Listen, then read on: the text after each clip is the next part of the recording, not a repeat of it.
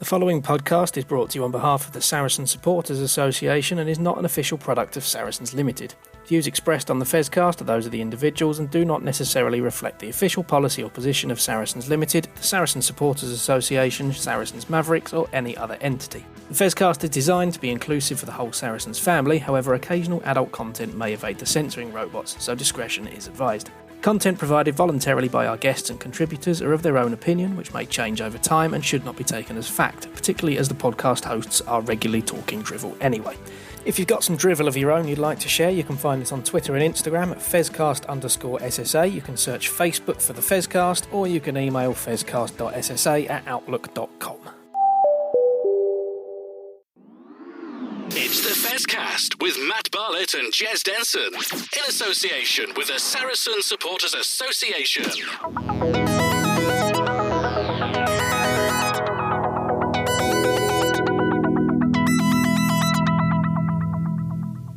Well, hello everybody and welcome to the season finale of the Fezcast with me, Jez Denson and Matt Bartlett. And I'm afraid to say, well, no. We have got some interviews through this, but it's me and Matt basically summing up the season across all three areas, netball, women and men's teams. And we're going to pick, well, I think the women's team picks itself, doesn't it, Matt? And but we're going to pick a men's team as well of the year and give out some awards, try of the season and breakthrough player, individual performance. And obviously, we'll just confirm Ben Herald as player of the year because we kind of spoiled that last week when we interviewed Ben. But that was a great little interview with Ben, wasn't it? Obviously the not the right result, but yeah. In fact, that was 2 shows ago, wasn't it? But I mean, there we go. Yeah, we can't really change our mind on Ben as player of the year. I mean, he didn't have a fantastic final, but then not many people did, and no one would have overtaken that. So yeah, he's had a good season. Let's not forget. And when we look at our teams of the year as well, both for the women and for the men, we've got to look back at the whole season. And September to December, that sort of period seems a long, long time ago. But there's a lot of people who stuck their hand up and put some good performances in. So before everyone starts shouting at us that we've selected our teams wrong, remember it's not just about the last few weeks of the season. Absolutely not. And indeed, I think when we come to the men's team, the first 2 positions we talk about, that will be highly debatable there. But before we get on to Saracens, and what we're going to do, Matt, you've done an interview about the netball, which we're going to play in, and then we'll do women's team, and then we'll do the men's team. But before that, we do need to have a discussion, primarily in reaction to the England squad announcement from Eddie Jones about the lads that he's taking to Australia with him. And we might as well start it by saying Ben Herald is not in the squad. We made him player of the year. He's Premiership player of the year. I think he's probably player of the year for just about everybody. It's a fair old chance he'd probably still be Bristol's player of the year. But, what does he have to do to get into the... And the first things first, I'm going to say, Eddie's come out this week and said he doesn't think Ben Herald's big enough to play international rugby, which is a joke because he'll pick Tom Curry, he's a similar size, and he'll pick Sam Underhill, who quite frankly has been useless in a poor Bath team this year. That just doesn't wash. That's just Eddie making up any old crap just to get him, just to wind me up, I think, more than anything else. So I'm going to be really, really immodest here. And I say he's listened to the Fezcast. He enjoys winding me up. That's the only thing I can think of it. That's it. I mean, he's doing us a service, isn't he? He's doing us a favour. He's creating content for us. So, yeah, thanks very much, Eddie. But I don't get it. In fact, I think this is less understandable than when we were constantly saying Alex Good needs an England call-up. I think, both of them been player of the year for either Premiership or in Europe and things. And Eddie's got a habit of not picking the player that's voted best player of the season. With the likes of Sam Simmons and things, all right. Sam Simmons himself has actually shown that he potentially isn't England standard for me, but it's a habit that Eddie's got. And no, I don't know what Ben Herald has to do. Underhill is probably the player that you think he would be in the squad for, and it's still a big call to drop Sam Underhill. He has shown for England he is still a very, very good player, but he isn't playing fantastically in that Bath team. And you know what? the 6 Saracens players that Eddie has picked, none of them are shocks.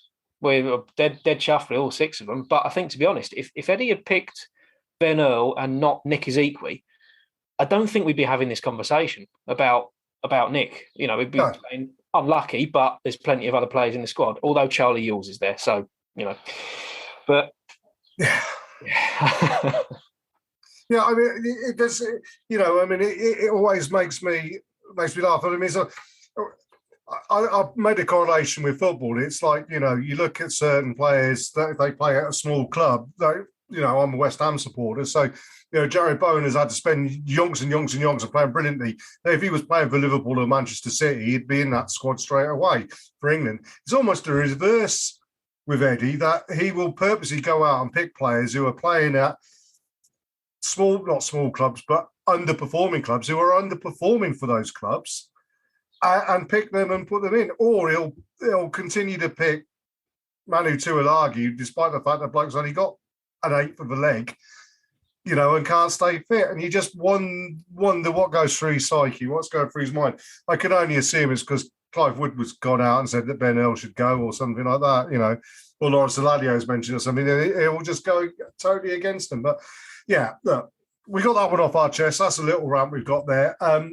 Congrats indeed to all of those who are going. And obviously the 2 standout calls for Eddie are the Vunipolas being back in the fold. Less so Mako. Mako, between him, Ellis Genge and Joe Marler, there's 3 of them playing for 2 places there almost. And, Joe Marler, he's been making noises about not wanting the tour, whatever. So you take a lad who's determined, who wants to go on tour. Billy, I think, has probably got in purely because Alex Donbrant and Sam Simmons are injured. And, and I could easily see Eddie taking Billy as a water carrier still and picking Tom Curry at 8, which would be ridiculous. But, we'll wait to see what happens in that first test in a couple of weeks' time. Yeah, definitely have to wait and see. I mean, you'd hope that what should have happened has happened, where both of them have played their way back into England reckoning, which is absolutely fair enough. And like we said, Billy was one of the decent performers from the final, and he showed across the season he's been very consistent, and he is back to the Billy Vunipola that we know, so that's fine. And Mako, you know what you're getting with Mako. I think he's definitely in a battle for that position. I think there are lots of players coming through as a prop, and that's fair enough. But Mako, you do know what you're getting with him, and he has had a good season. So yeah, definitely fair play to him. Jamie George, he should be going. I mean, I'm just mad that he was dropped in the first place previously, played his way back in. I'm excited about potentially a Smith Farrell 10-12. Hopefully, yep. Nick might be struggling for game time, but you never know. It's a good look. And, we do have to speak about some of the other people that didn't get called up, I guess. Maybe more sort of outside shots. Max Malins, I do understand him not going. A lot of people wouldn't, but I don't know that he's really pulled up trees in an England shirt, although he has had about 10 seconds of ball in order to show what you can do. So it's a little bit unfair on him. But, I do see it. Yes, we can point to the fact that he's the top try scorer this season, but yeah, he finished off a lot of tries. I'll put it that way. And then you've got Elliot Daly, who, she's just performing okay at the moment. So I don't think it's a surprise that he wasn't called up. Well, Elliot Daly's the interesting one, isn't it? In so much as that, is his England career over? Is that something that he's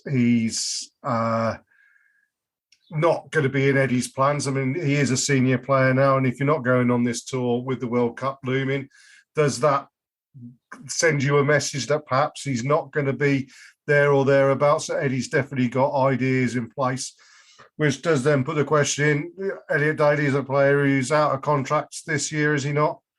There's a potential there that why not go and cash in a few dollars somewhere, maybe. You don't know. That's something that might be in the offing. I expect we'll find that out during the close season as it comes in.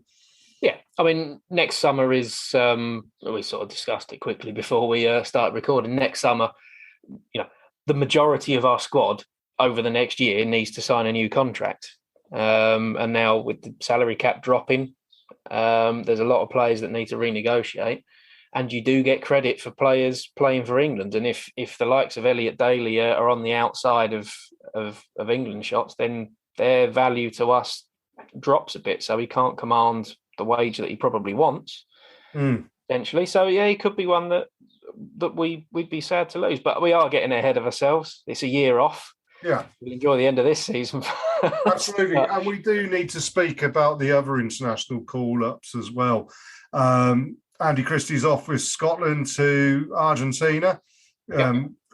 Brilliant for him. A just reward for an absolutely fabulous season. And it'll be an interesting conversation when we pick the team of the season in that back row, which is going to be quite a competitive position. KP and Ruben off with the States. Magic Theo is off with Samoa, obviously, and Nick Tompkins, and perhaps a surprise inclusion in the summer squads is Sam Wainwright going with Wales.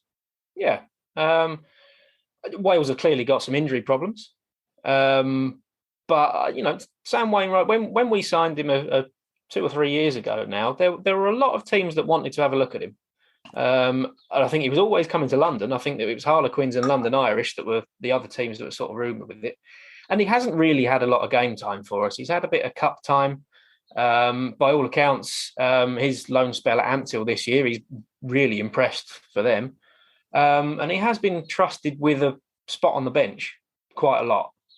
Yes. Quite often he doesn't come on either, but he has been trusted with a position in that 23. And I think he's 24, 25 years old. So his development is mostly done, but obviously props do tend to bloom a bit later, don't they? So he's clearly someone that's got some talent and that we're being quite patient with nurturing. And given the injury issues that we've had at 3 over the course of this year, he could see a lot of game time next year. So it'd be interesting to see if he gets on the pitch for Wales and what he does.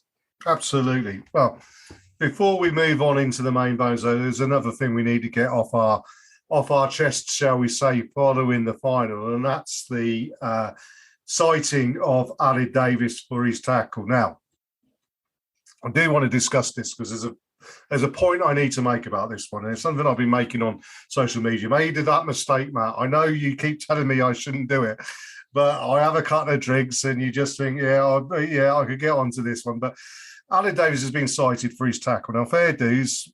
At the time, I went, well, game's gone soft, as you do. That was never what's he meant to do? I thought Wayne Barnes got the judgment call right on the pitch. After the game, I looked at it and I thought, well, do you know what? Yeah, okay. Ali may well have been lucky. That's fair enough. If it warrants a red, it warrants being cited. However, my issue is that in that game, Matt Scott took Billy Vunipola's head off. And got a yellow card, but nobody's mentioning it. And I feel Ali Davis has been done by public here, and citing commissioners have bowed to public opinion slightly, and because everybody's kicked off about him, but nobody's mentioned Matt Scott, who basically, when you look at the 2 tackles, yes, they were both bad, but Billy Vunipola had to leave the pitch. Montoya played on, so why aren't they going out and saying, well, and that's all I'm asking for. In the same way, Wayne Barnes was consistent in his judgment on both of those occasions, and that's all you can ask for. You want the citing commissioners to be consistent and look at both of them and say, yeah, they were equally as bad. They both should be looked at. They could still come to a different decision on both of them at citing, but if one's cited, the other should be cited. But also the greater, wider keyboard warriors, as we call them, they concentrate on Ali Davis purely because it's a Saracens bias. And I get fed up of pointing out that every team will have players who don't tackle brilliantly. Every team will have the same, over a season, the same amount of issues with high tackles being put in. We've seen it in all games. Harlequins had to play a yellow card in this. So whatever, it's not something that is specific to Saracens. and that seems to be what a lot of people are saying at the moment. I may be being a little bit precious over this. What do you think, Matt? Are you gonna play the peacemaker on this one and the sensible majority, shall we say? I don't really know, actually. I don't know where I stand on it. What I would say is that what I've seen a lot of traffic from people on the other side saying it shouldn't be cited because the referee made the decision on the pitch, gave it a yellow card. Referee's decision should be what's backed. But that's not the case. The citing commissioners are allowed to correct a mistake from a referee. And I will be 100% honest. I think Wayne Barnes made a mistake and Aled Davis should have been sent off. Period. The Matt Scott one, I actually didn't see it live at the time. So it's really tricky for me to have much of an opinion from what I thought at the time. I don't think there's a huge amount of difference between the two tackles, but I've just got to focus on the Davis one. I think it was a proper bottle job from the ref and the TMO, which is horrible to say. I don't want to have to say that in the final, but I just imagine if it was the other way round and it was Richard Wigglesworth sticking a tackle in on Jamie George and got a yellow card and we'd lost, we would be on this podcast and we would be absolutely livid with that tackle and that situation, I think. So I think, bad decision. And I'm not surprised at all that it's been cited. As for the whole, Saracens, dirty tacklers, etc., that can, shut up. It's just, there has to be a reason to have a pop at Saracens, and if we'd have won, it would have been worse, to be honest. So it's going to keep happening. At the end of the day, we just got to carry on with what we do. Like you say, there's been as many cards handed out to different teams. There's been as many dodgy tackles that haven't been given for us, for other top teams. It's really something and nothing. And I think a lot of what happens is, to be honest, we've been on BT quite a lot this season. Yes. So any incident that we have is front and centre on the telly and everyone's seeing. And the incidents that aren't on BT that week, of which there are many all the time, don't get the publicity for it. So I think a lot of it does have something to do with the fact that there is a bit of a slant on BT towards showing Saracens all the time, because it's what people end up watching because there's a story in it. I think that's it, to be honest. Yeah, well, I think we've done that one to death, got that off of our chest, as it were. And, next season's another season, which I think we may well be starting with Ivan Van Zyl and Rimdas starting the season for us, quite possibly, for a little period of time. But there we go. Look, I'm going to hand over to you, Matt. You've got an interview reviewing and the netball season, the Saracens Mavericks. So we're going to play that in now after a word from one of our advert sponsors. Why can't I say advertisers? But one of our sponsors. And then we'll be back after that to discuss the women's team and player of the season. This is the Fezcast.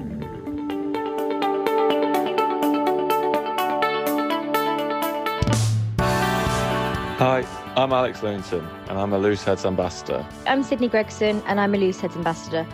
Our aim is to tackle the stigma of mental health in rugby and society in general. The Looseheads mission is to place a mental health lead at every rugby club. Get in touch now to find out more. You can find us at Looseheads on all social media channels or at looseheads.co.uk. Take care and enjoy the rest of the podcast. Enjoy the rest of the pod.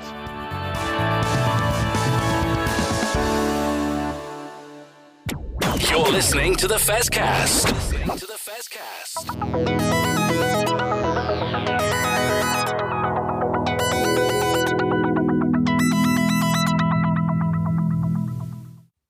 Welcome to the next part of our Fezcast awards show. And we come on to the Saracens Mavericks. And by our own admission, Jez and I are 100% useless for this.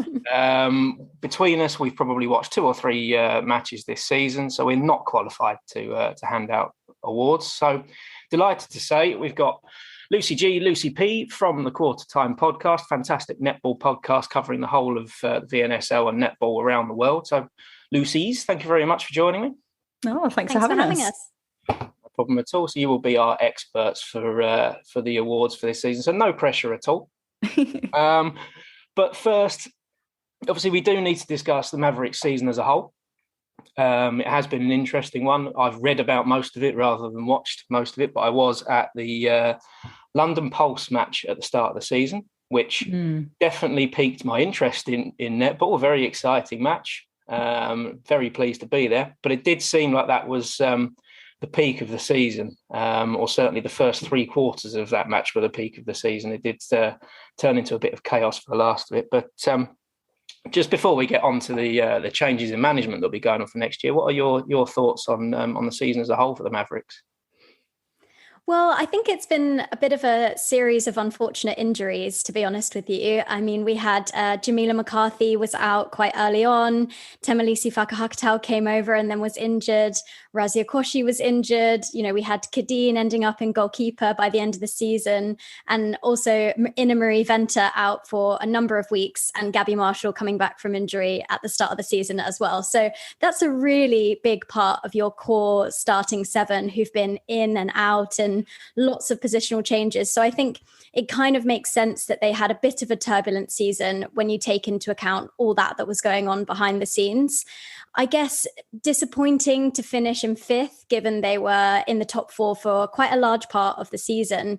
But I think when you consider those injuries that happened along the way, it was really to be expected. I don't think they had a bad season by any stretch of the imagination. They actually still won 9 games, but they did lose more, and it was a really tight competition this year. So yeah, unfortunate to be missing out on top 4 again, but still some really strong performances. And they only lost to Thunder by 3, I think, back in one of the early rounds. And then Thunder went on to win the championship. So they had a strong season, but it was not as consistent as I think they would have liked.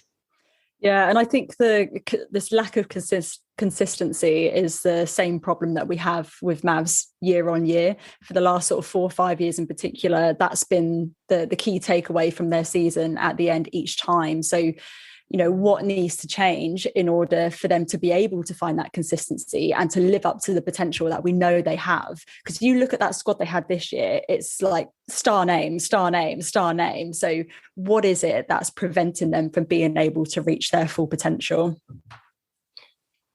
Well, I wouldn't know. But no, you're right. I mean, looking at the squads that have been selected for each game, it's been lucky to be the same starting 7 twice in a row. Really, as you say, there's been a lot of injuries by the look of it, and to a lot of big star players. So it is understandable that it's been hard to find that consistency, stringing 2 or 3 wins together. But it does seem like that top 4 has for the last 3, 4, 5 seasons just been that tantalizingly close, but ultimately struggling to get there. So yeah, it's just that elusive top 4 spot, isn't it? But there are a lot of positive things to take out of Mavs season. Like Lucy said, I don't think it was necessarily a poor season. I think it was a bit of an average one for them. But some of the young players that they had come through really, really shone this season. And I imagine we'll touch on that a bit later with some specific names like Befeku Yadeo, Aliyah Zaranika. They were absolutely exceptional this year. And I think, also Kadeen Corbin having to show just how versatile she is and what an elite player she is, reverting back to her very early days. So I think she started as a defender, having to do that in the elite national competition when you've played however many years as an attacker, that's a really key achievement to be able to show. Yeah, I think it's undeniable that moving Kadeen back into goalkeeper, it was almost like a last resort, really. They had gone through, the starting goalkeeper and the next one and the next one. But I think the effect was that she did a fantastic job back there, but they really missed her influence in attack.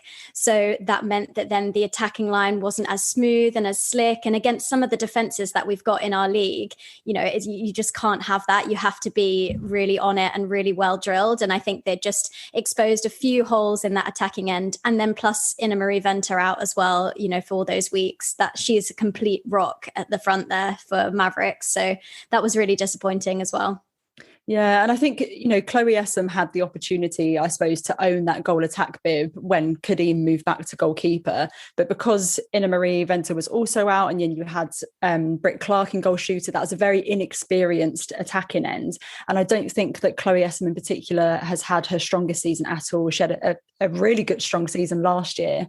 But she just wasn't able to repeat that performance this year when they really needed it the most. So yeah, it's just a series of very unfortunate events and very unfortunate injuries for them.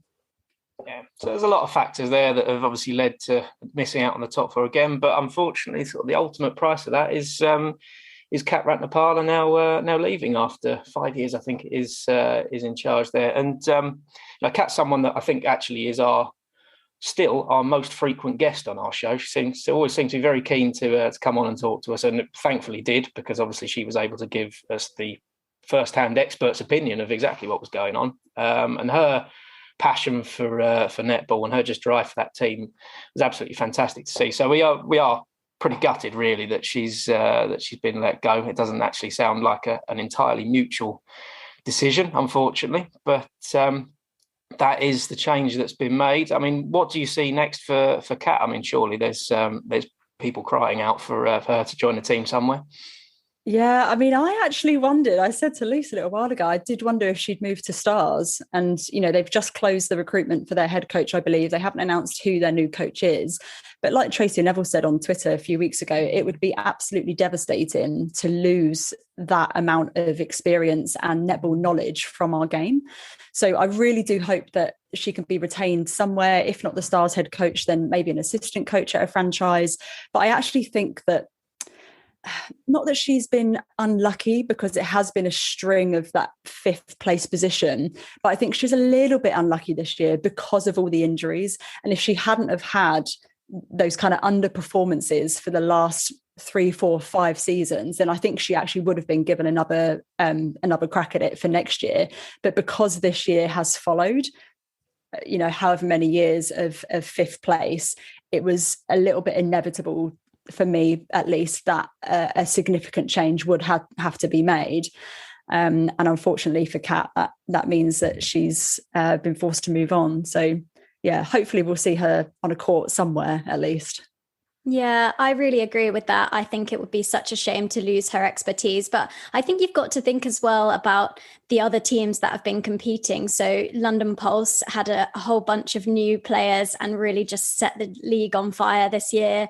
Manchester Thunder full of England Roses, Team Bath full of England Roses, Loughborough Lightning full of England Roses. So it's really been such a close competition this year. So I do think it was unlucky for Mavs to miss out in the end, because like we say, they did have some really good performances, and it almost feels as though Kat's taken the brunt for that. And I actually think somebody said this, that the responsibility lies with all of them.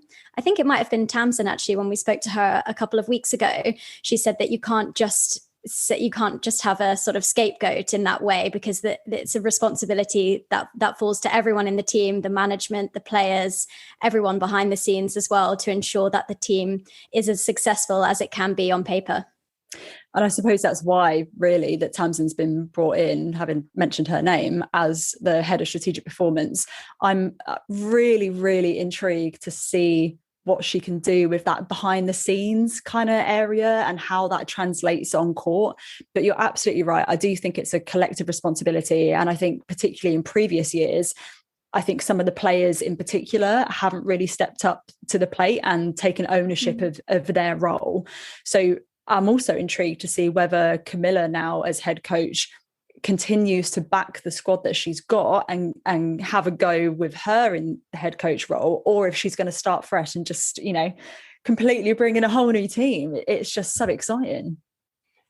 I mean, this is where I can bring in the rugby side of things, because we are in a unique position, obviously, relatively unique position in that our Saracens Rugby Club and now Saracens Mavericks Netball are a bit more joined up as an organisation as they were. I mean, speaking to Kat over the past year or so, Mavs has still been a little bit of a satellite project rather than being integrated into the directorship. But now with the appointment of Tamsin at the top, it does seem that she'll be working quite closely with the performance directors across the whole Saracens organisation. So it'll be interesting to see whether some of the strategies that the rugby team have taken over the last, I'm going to say 10 years or so, because it's been a long project, will filter into the netball team. Because for a long, long time, we were going through a head coach every year. We were changing the squad around every year, and it never worked. And eventually someone was given a bit of time. The squad was given a bit of time to develop. A lot of players were brought in, but rather than big name superstars, it was very carefully selected players from around the world, but maybe not your sort of global superstars. They were given some time in the squad, and then off the back of that, younger players were coming through the academy, and eventually they became the core of the team. So that worked for a rugby team for a while. Whether that then translates into netball, we'll see. But it was interesting to hear Tamsin sort of hinting a little bit that very similar sort of attitude towards the squad, in that, yes, there are a lot of star players, and as you said, Lucy, they haven't necessarily gelled together as one unit, as a team. So it might need looking at. But that said, there's already signs that the other element of what the rugby club does is in place, in that Camilla Buchanan is being trusted with the head coach role. There's promotion from within. We don't know what her backroom staff is going to be yet, but hopefully there are some people still within the Mavericks setup that will be involved in that. It'll be very interesting to see. And we have a habit on this podcast of predicting something and releasing our podcast about 2 days after it's been completely made null and void. So we'll have to see on that one. But I don't know. So for next season, what are you expecting to see from Mavericks yourselves, just from how it's worked with other netball teams over the years? Okay. I mean, for me personally, it all kind of hinges on who Camilla goes for her squad. Like you say, there's that philosophy of bringing in a team of maybe people who haven't had that much court time or aren't the sort of big superstar names. And I think we've seen that with Celtic Dragons this year. Danny Titmus-Morris recruited really, really well and had the likes of Annabelle Roddy, who was fighting for court time at Lightning, I think it was previously. And although they did finish near the bottom of the table, they've arguably improved significantly from last year. So will it be a case of Camilla doing a similar type of thing and bringing in lesser known players or people who've been really fighting to get on court and have a few years building? On the other hand, I think the influence of Tamsin can't be underestimated. She is a proven winner. And like she said on the podcast with us a couple of weeks ago, when she was brought into Wasps, she was tasked with bringing in a winning team. And that is exactly what she did.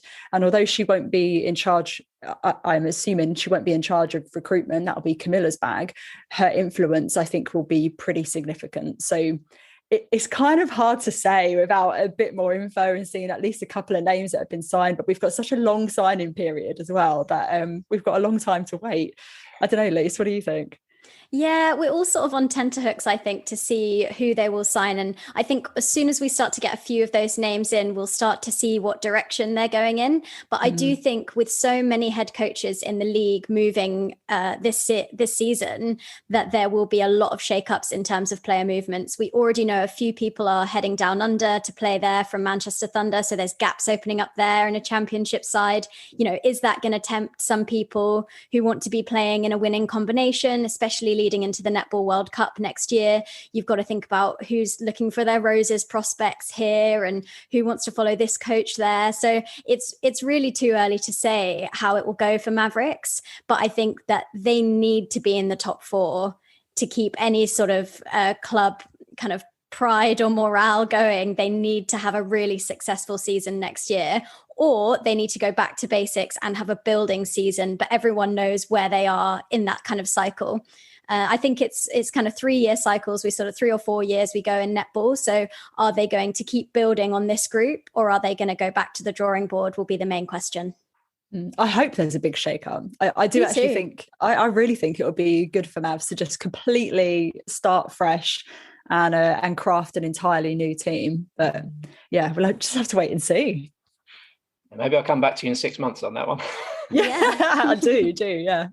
Yeah, I mean, this is a difficult question, really, and I'm not going to make you answer it. But do you think there's anyone in the Mavericks squad at the moment that maybe has had their time and will be moving on? Oh gosh, that is a tough question. Yeah, it's a hard one, because I think that netball players are playing for longer now. It used to be you sort of got to 30 and that was kind of it. But we see, you know, so many of the names who've been picked for England are 32, 35, 37 even. So I don't think it's a case of retirements. I think it's just a case of what players might want at that particular stage in their career, whether they want to do a Lindsay Keeble and go and play with a bunch of youngsters at London Pulse and really get that new lease of life like that she has had this past couple of seasons, or whether they want to be that sort of steadying influence and senior influence in a team of youngsters somewhere else, or whether they're comfortable, I guess, in the different styles and the different people around them. Because also don't forget that netball is so much about connection. So many people in such a small space, you have to have those connections. So I don't see that there's anyone who's going to want to be kind of going completely rogue and completely new. So they might be looking to reestablish old connections. And, you know, we know lots of these players have previously been at Bath, Mavericks, at Bath, at Thunder, etc. So we could see people going back to places like that, but it's hard to say. Well, I'm going to make my prediction that's going to be absolutely wrong by this time next week. Sasha Corbin will be on the coaching staff next season. That's my bold, based on nothing prediction, just because of the way that the Saracens organisation has worked. The rugby coaching staff is pretty much made up of former players, whether they've been there a while or not. But whether Sasha is still on court next season and taking on a minor coaching role, or whether she's part of that staff, that's just my guess. Complete guess. I mean, it's a spicy take. Like, I'm here for it. It's great. I wouldn't be completely surprised if she maybe does a player coach type thing and takes up an assistant coach or a technical coach role. But I don't think she'd step away from the court completely, because I think this year has been an absolutely sensational year for her, and we'll sort of talk about her a little bit more later. But you know, she's played some of the best netball I think we've seen from her in years. So I'd be surprised if she wanted to hang up the dress completely. But I do think there's probably a lot of wisdom that she'd be able to pass on with her attacking prowess. So maybe she will do an assistant coach role. And she obviously has a great relationship with Camilla as well. So potentially, I'm here for it. Just throwing it out there for no reason. We'll see. Unless she takes on, is it Mickey Austin, that's sort of my game, my ball, my tactics, my microphone? Yeah, player coach or player head coach, director of netball. Writes the theme tune, sings the theme tune, starring role, everything. Someone's going to do it. Right. Well, you know, it does look like, regardless of what happens within the squad, this is a bit of a transitional point for the Mavericks. So it is an exciting time to get involved. So every time we do this, I do say everyone who watches Saracens rugby, just give a game of netball a chance, because it is pretty exciting. I'd never watched a game before in my life before I went to that London Pulse match. So got to start somewhere. Genuinely, people, the one thing that people say to me when they watch a game for the first time, be it live or on TV, is that they had no idea how A, physical it was, and B, how fast it was. So genuinely, just give it a crack. We've got Com Games coming up this summer. All or the majority of games are going to be on BBC. You've got no excuse not to watch it. Give it a go. Plug. There we go. Yeah, I must admit, that's exactly my first thoughts. Was I'm exhausted just watching it, because to be honest, actually the first thing I did watch was the Fast Fives tournament, and that's even worse. But actually, was that the first thing? Or was it the second thing? Jez and I were asked to do a bit of commentary on the pre-season friendly against the London Giants game, and after about 2 minutes, we realised we had no idea what was going on, so it was dreadful. But yeah, just the pace of the game, and it's not a non-contact sport. Whoever made that one up, complete rubbish. Fully contested, non-contact, fully contested, as Jess Thirlby says. Yep, there we go. But anyway, what we should do now, we should get on to the positives of Mavericks season and talk about some of the better performances of the season and our players of the season, or your players of the season, really.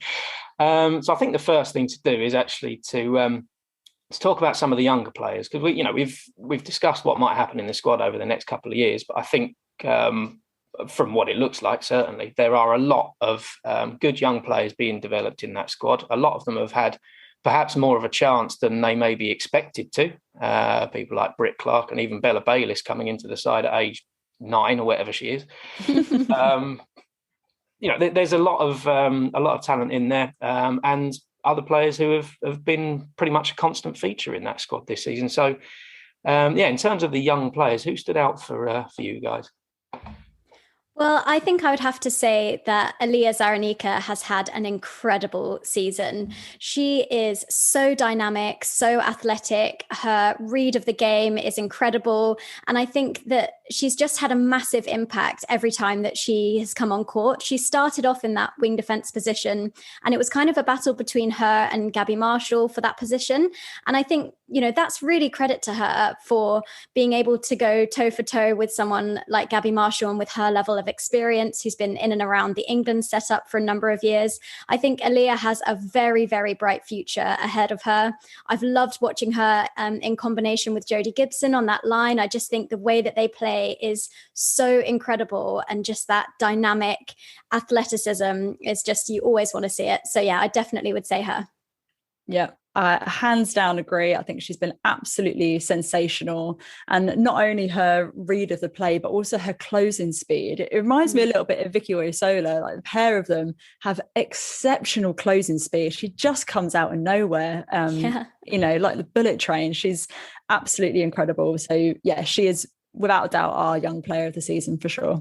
It's pretty clear cut to me. There we go. But obviously a little bit linked to that normally is a sort of most improved player of the season. Now, certainly I struggle with this always when we do it in a rugby match, because it kind of hints that they've been bad in the previous season, which isn't always the case. But players do develop. Sometimes they go from being a good player to a great player. And quite often it is among those young players that you do see that. But is there anyone that's really stood out for you from last season to this one, having improved quite well? I've got one in my head, and I'm going to see whether you say it before I make a complete pig's ear of it. But go on. Maybe we should say it at the same time. No, I refuse. I've already made my prediction for the day. So for us, and you're absolutely right, it's not a case that she started badly and then ended good. It's actually started good and ended sensational, and that is Beth Akuyadale. Yes. See, you do know what you're on about. I think she has had a real breakout season. She's owned that centre bib. Again, knocking Gabby Marshall off that centre spot. Gabby's that centre wing defence. And I think the two youngsters have really, really stood up this year. I think she's incredibly unlucky not to make the Roses Futures programme. I'm assuming that she would have put her name forward. But if she did, she's very unlucky not to make it. If she didn't, then that's a real shame. And hopefully we'll see her there in future years. But I just think, she's got stamina for days. I think she's quite a defensive centre. And I think with the strength that Mavericks have in their defence end, she just really fits in nice and slots in there really well. She complements the defensive pressure. She adds to it. I just think she was absolutely incredible. She's not afraid to let the ball go as well, though. She is but she's a true centre in that respect, that she's on the feed, she's creating space. She's so quick, hitting circle edge, that it's been impressive to watch her grow this year. Yeah, and like just the basic things like her change of direction and the rolls that she does off the body, like around the circle edge, it's like poetry in motion sometimes. And there was this one clip, I can't remember what round it is from now, but Camilla shared it on her story. And I honestly watched it about 12 times because I just couldn't comprehend like the footwork and the speed that she was able to move her body. Like, it was just insane. So yeah, she started off great and ended phenomenal. No, it's fair. I always think with there's players like that, you sort of look and you think, not quite sure how old you are, certainly from my point of view, but you look like you've been playing for 10, 15 years. And then you realise actually, they're in their second or third season and not overawed by any situation they're in. So yeah, you clearly got a pretty talented player in our hands there. So interesting to see where both Aliyah Zaranika and Beth Akuyadale go over the next few years. And there's people behind them as well. So I'm glad I noticed something in the one game that I saw. Yeah, should have been braver, but there we go. But yeah, I mean, that brings us on to the big one, really, a player of the season. Now, it's obviously a difficult one to give because, as we mentioned, there's been a lot of injuries around the squad. There's not a lot of players that have actually played the full season at this point. So it's a really tricky one to give out. You could almost give a first half of the season and a second half of the season, I think. But lots of people we haven't mentioned at all yet. So, yeah, interesting to see where you go with this one. We sort of ummed and ahed about this one because I think there's been a few key players who have really stood up, but actually it's somebody that we have already mentioned, which is Sasha Corbin. I think, like Lou said, she's just had the season of her life really this year. And when we spoke to her on the podcast a few weeks ago, quite a few weeks ago, actually, back in May, I think, she said that she was just really enjoying her netball. And actually, you can really see that from her performances, just the flair and the freedom that she's playing with. It's just a joy to watch. And I think she's come into her own, being that leader, being, that playmaker in the attacking end. And lots of people were talking about a potential return to the England Roses this year, which is just a complete credit to how well she's done this season. And I think I would agree that she's very deserving of that award, although there were a few other contenders as well. Yeah, I mean, it's hard to look past Kadeen Corbin as well, and how she had to move to goalkeeper, which is probably her third, fourth position on court in terms of her preferred position. So it was hard to look past her, but I think Sasha's just been so consistent this year. And I think you mentioned that flair. For me, this is the first year that she's been able to show that flair and that athleticism and the kind of spark on court, but it's been in a controlled way. Yeah. And I think that's been the difference from 2022 compared to 2021 and previous.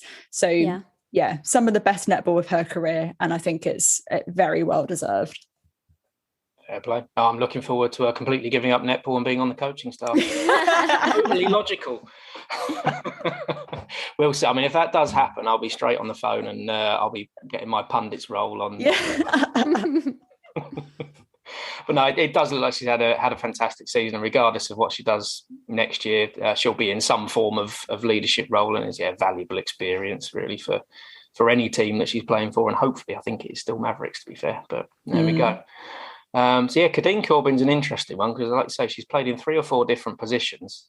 So, assuming that she would be in the full team of the season, where exactly does she fit in this year? Absolutely. Oh, sorry, Luce. No, go ahead. I just love her in goal attack. We've had many debates back and forth, haven't we, about the goal shooter, goal attack for Kadeen Corbin, but I always think that her in goal attack is just magical, especially with Sasha Corbin next to her as well. Those two, their combination. I mean, I don't know if it is telepathic because of the sister thing, or, there's definitely something going on there, because they can just create plays and create movement and create so much space in that attacking end that I don't see why you wouldn't have her in that goal attack position unless it was an exceptional circumstance like you had this year. And she can shoot, absolutely undeniably, she can shoot from range. If she gets the radar on early, then other teams should be very worried because, once she gets her confidence up, she's pretty much unstoppable in terms of how creative she is. And so, I would always put her in goal attack from my perspective. Yeah. I mean, in years gone past, I have sometimes preferred her in that goal shooter position because I think sometimes if she has all of that court space in goal attack, she can occasionally get a little bit too tricksy or a little bit too flashy. And she's kind of almost a little bit more restrained in goal shooter. And I think it brings out the best of her. But on the flip side, I can absolutely understand wanting to give her the court to be able to work her magic. And when it's controlled, it's sensational.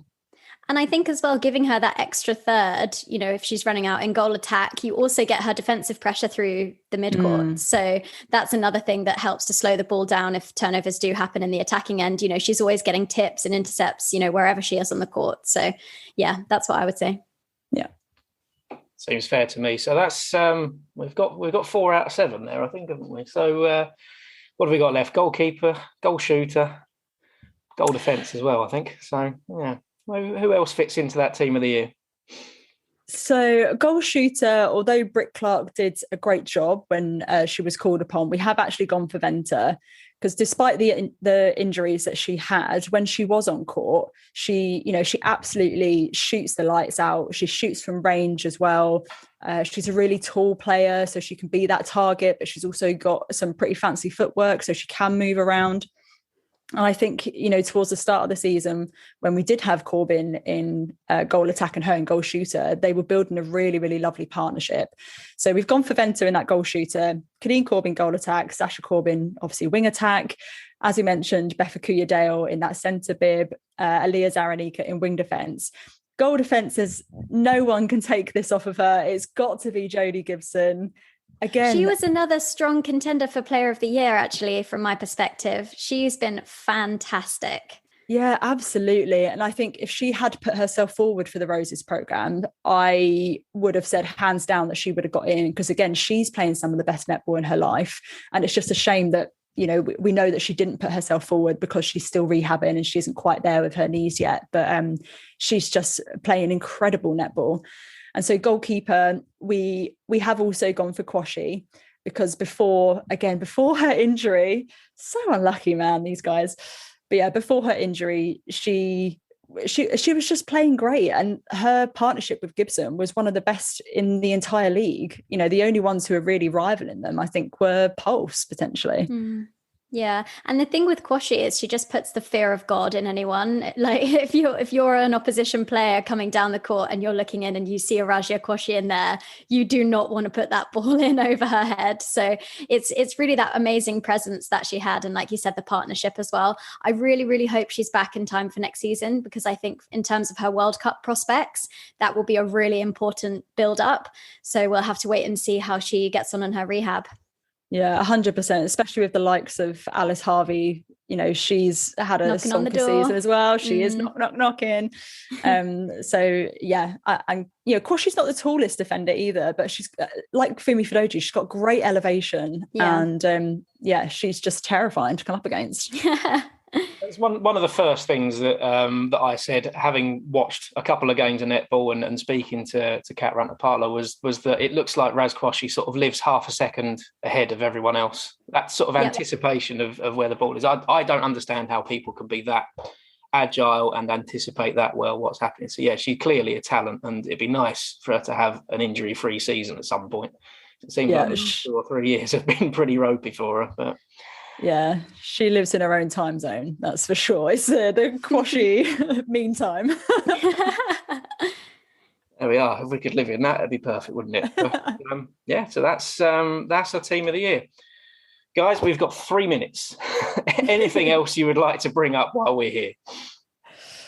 Oh gosh, not that I can think of really. Just to reiterate how excited I am to see the future of where Mavs are going to go with this new setup, what they're going to do with the team. Are they going to back them in for another year? Are they going to sort of throw the bibs in the air and bring in a whole new team? It's so unpredictable at the moment. But I think, with Tamsin and Camilla at the helm, I am incredibly excited to see where they go. Yeah, I have to agree with that. I think it's always difficult coming in as a brand new coach, taking on that head coach role. But because of Camilla's kind of existing relationship at Mavs, I think she's just in the perfect position to do that and be successful coming straight in. And obviously we know that Tamsin, when she went to Wasps, she was very successful in her tenure there as well. And that was the connection with the rugby club that she can then build in. Because I do think that is something, if we can grow and develop that partnership and almost a sort of, I was going to say cross-pollination, but that sounds a bit weird, but that kind of connection between, the different sports and the women's rugby as well at Saracens, that could really be a really strong thing and a big future for the club. Yeah, I mean, that's the bit that I'm looking forward to the most, is that much tighter connection between the rugby club and the netball team. So yeah, plenty to look forward to for next season for Mavs. And yeah, it'd be interesting to see what the squad looks like, what the coaching staff looks like, and then, where it all goes from there. But with a minute to go until I get chucked off my own Zoom link for being a cheapskate. Lucy Goodman, Lucy Pollock, thank you very much for joining me over the last half an hour, 45 minutes. To everyone listening, if you want to hear a bit more detail and a bit more actual expert knowledge rather than me talking about netball, then do check out the QtrTime podcast. It is fantastic. They will be running through the Commonwealth Games as mentioned. So yeah, definitely have a listen. But for now, guys, thank you very much for joining me, and hopefully we'll speak to you again soon. Oh, thanks for having us on. You're listening to the Fezcast.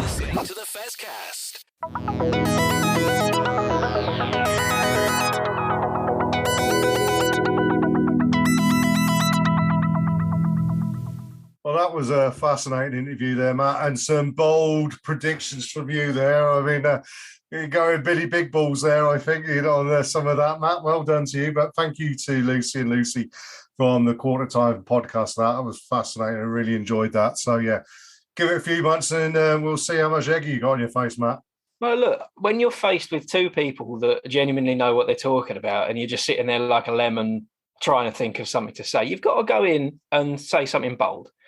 Because otherwise there's no point in me talking. I don't know much about net, but we've really tried this season. And to be fair, it's been an enjoyable season. From what I've watched, a couple of matches, went to one live, getting into it. But I don't know what I'm talking about. So I have to decide that doesn't stop us talking about rugby, though, does it? But perhaps that's the problem. Perhaps that's the problem. We don't get those bold statements from our guests because they just look at us and think, do they know what they're doing? But hey, look, let's move back to the rugby, Matt, and let's stay with the women, but talk about, well, I mean, we're going to do it for the men. We're going to pick a team. I think the women's team pretty much picks itself, doesn't it, really? If you turn around and said the 23 from the squad who won that final, that's your team of the year. I mean, there's been a lot of good players who've come through the squad who perhaps haven't played full seasons, have been injured or whatever. But, that team that they put out, that beat Exeter Chiefs so comprehensively, really, in the final, I don't think we can go too far away from that as the team of the year, can we, Matt? Not too far. I mean, I had a look and sort of blindly picked the 15 that I would have picked. And I think the only major change from the final was obviously the fact that Zoe Harrison didn't play in the final. Yeah. Carried a knock after the Six Nations and missed out for a while.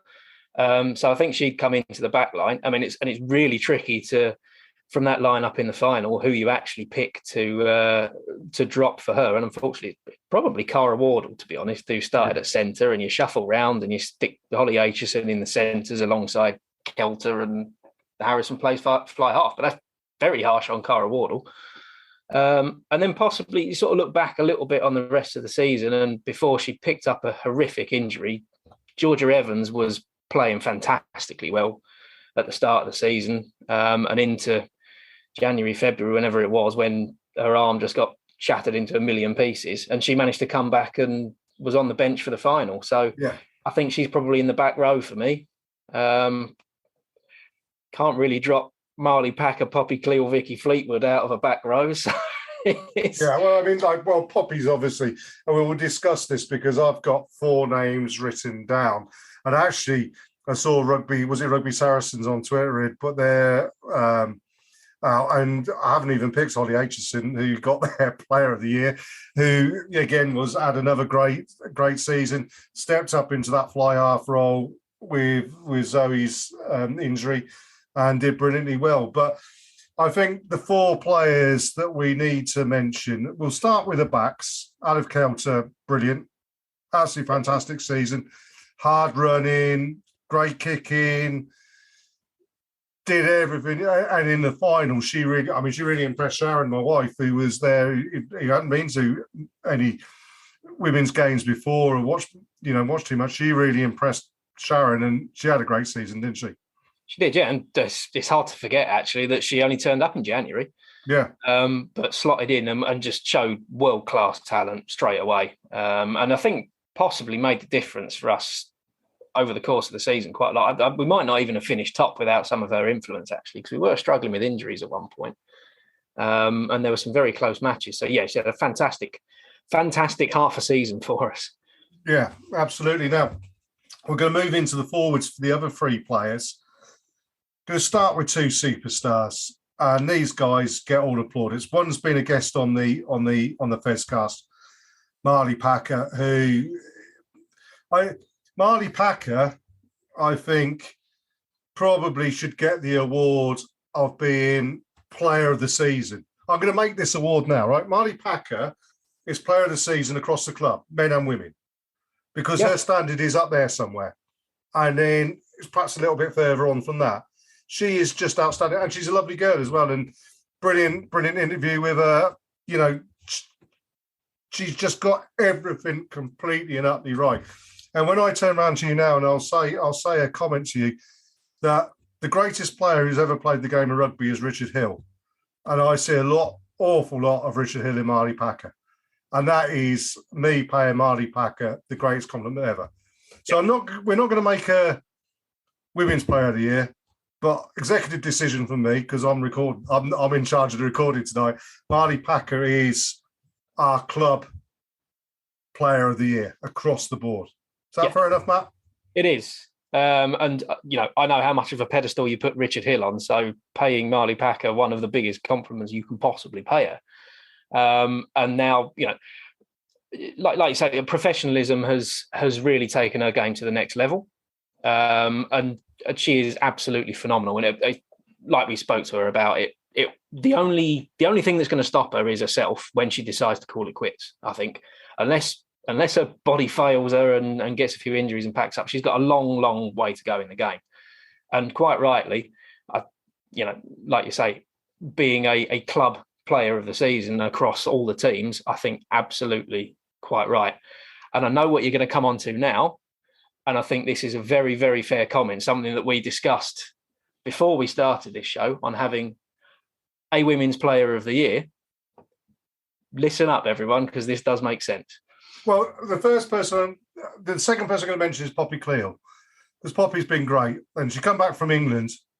And again, I'm going to allude to Richard Hill. She's moved into the second row. She's been managed in the second row because she is playing on one leg. And I remember the season when Richard Hill came back after about his 15th knee ligament operation and replacement. And if you ever read Hilly's book about when he very nearly died and still came back and played, and you think, shit, mate, you've got a World Cup winners medal, you're 3 times British Lion or whatever, why are you doing this? But she showed that same sort of thing. Poppy Cleal is just absolutely amazing. And, what she did and managed herself, but still put those great performances in, is amazing. But the thing you've got to say about Marley, Poppy, Olive, Holly, Zoe, these are girls who are now professional. Our Player of the Year is May Campbell, for the simple reason that May hits those same levels that Marley and Poppy and all the rest do, yet she goes to work during the day. And she is not paid to play rugby. And yet she has a professionalism about her and a determination. Right, let's put it this way. The women's game is getting more and more money into it. It's getting more and more professional. Other countries' boards are giving out contracts and everything. The first person who is currently not on a professional contract who should be given a professional contract is May Campbell. Am I right? I think you're pretty fair. Yeah. There's a World Cup around the corner. May Campbell and Ella Vivas is someone I kind of want to mention in that bracket as well. I definitely agree with you that May is that, let's just call it, non-professional players, non-professional player of the season, probably a little bit unprofessional as well. But May Campbell, Ella Vivas, and there's probably a couple of others certainly around the Premier 15s that are in this bracket as well. They're close to England reckoning. They're close to earning that central contract. I think just because of the strength and depth England have at hooker, I think May's possibly just going to fall short of a World Cup spot, and Ella might get one, which would be interesting. And she's another person on the radar. But yeah, just if we can expand out on the professional contracts for female players in this country, then that is your next rung of talent. And yeah, first name on the list for me. I don't see why she shouldn't be there at all. Absolutely not. I mean, she's a try machine, but it's the simple things that she does so brilliantly well. And I mean, she plays in a position where accuracy is needed, where practice is needed, where it's doing the same thing time and time and time again, but getting it 100% right. And she does that all the time. And you can see when she speaks to us, and she's been on our first cast a couple of times now. She has that time, despite the fact that she holds down a job as well. She'll give that. She's got the whole package. She, not only a player but a club person. She Yeah. And I guess in 10, 15 years' time, whenever it is that she hangs up her boots, she will become a club cult hero as well. I mean, she's already there in my book, to be perfectly honest with you. And yeah, fully deserving of the award. Yep. So we'll call that non-professional player of the season. She's women's player of the year. She's been absolutely superb, and she deserves every accolade going, and a lot more besides. And yeah, I'd be picking her for England. It's harsh on the girls that are in the occupy the space, the England shirts at the moment. But yeah, I think she deserves the chance as well, and definitely should be there or thereabouts. So, yeah. I mean, we need a third choice hooker for England for the World Cup. You've got Amy Cockayne and Lark Davis, who are the two professional players. Flip a coin between who's going to start that match, but you need a third one there. And there are a couple that have made England appearances and hasn't quite done it yet. So she might miss out just on that basis. But yeah, she's another good season, and surely she's going to be. I mean, the Six Nations next year, 100%. That's got to be the target for her after another year. So fingers crossed. We'll see. Absolutely. Well, look, I'd say congratulations to the women, Alex and the team as well. They had a fantastic season, coming back from a disappointment in the final the previous year. Let's hope they're the blueprint for the men the next season, that they can work on that, and that they continue to be successful next season, as I'm sure they will be. Right, let's have a word from the sponsor, and then we'll come back with the final part, and we'll get into the big bones of it, and we'll pick the men's team of the year, and then we'll throw out the awards for those guys as well. This is the Fezcast.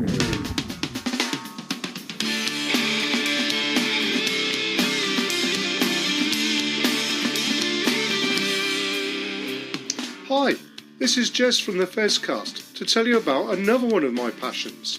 I love music, and I have my own radio podcast station, Tarka Blowpig Radio.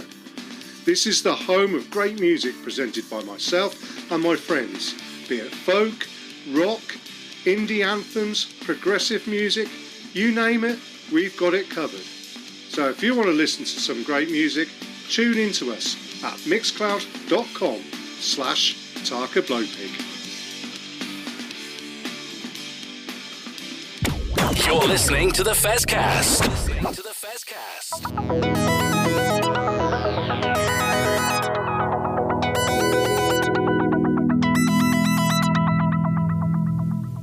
Well, we come to the final section of the final episode of season 2 on the Fezcast, and it's time to forget about the final. That's one of them things. It happens. But to talk about what has been a pretty good season. We've said it on many occasions, we were unsure where we would be as a team this year, what we would achieve, what we would do, how we would fit back into Premiership rugby. And I think we've exceeded all expectations, both domestically and in Europe. So, yeah, a great season. First things first, we're going to pick the team of the year. And I think we'll do Loosehead and Hooker at the same time. And I'm going to throw out my options here. Now, I'm expecting Matt to probably argue for Mako and Jamie to be there, potentially. But my choices for Loosehead and Hooker are Aroni Maui and Tom Wollstonecroft, for a simple reason that over the winter, Jamie was away, Mako was injured, or, the people were away on England duty, whatever. There was a period of time when, in previous years, you wouldn't have worried about it because we had that strength in depth. This year, we were slightly worried going into those months when we were going to be losing players on international duty, and then we had injuries and everything. And you looked at Aroni Maui and you looked at Tom Wollstonecroft, you thought, are they going to be up to it? And we mentioned it on the Fezcast, didn't we, at that time, and said, look, we're concerned. And those two players stepped up to the plate, I think. And in those integral, important weeks well, Tom scored try after try after try. And at one point, you had Lawrence Delalio on the telly going, well, look at him scoring tries. Surely he's got to be in England reckoning. And Aroni was just running around, bouncing people off left, right and centre, wasn't he? There was a couple of occasions where he'd set up tries and scored one himself, I think, that were just those great moments in games. And I think those two really did help define our season this year. Yeah, I mean, there's a reason I made the point right at the start that we've got to look back at the entire season. It's easy to sort of think about it, what's happened recently. But yeah, you've got to look at various points over the season when we were missing players, when players came in, had a run of games that they maybe weren't expecting and really stepped up to the plate. And Ironi Murray and Tom Wollstonecroft are probably the two that did that the most this season. You know, we've had a lot of people having to put their hand up for a lot of different reasons, but Tom Wollstonecroft over the winter, and then Ironi a little bit later on in the season. Both of them really kicked on a gear, and I think especially for Tom Wollstonecroft to be cut down with concussion when he was in the form of his life, definitely.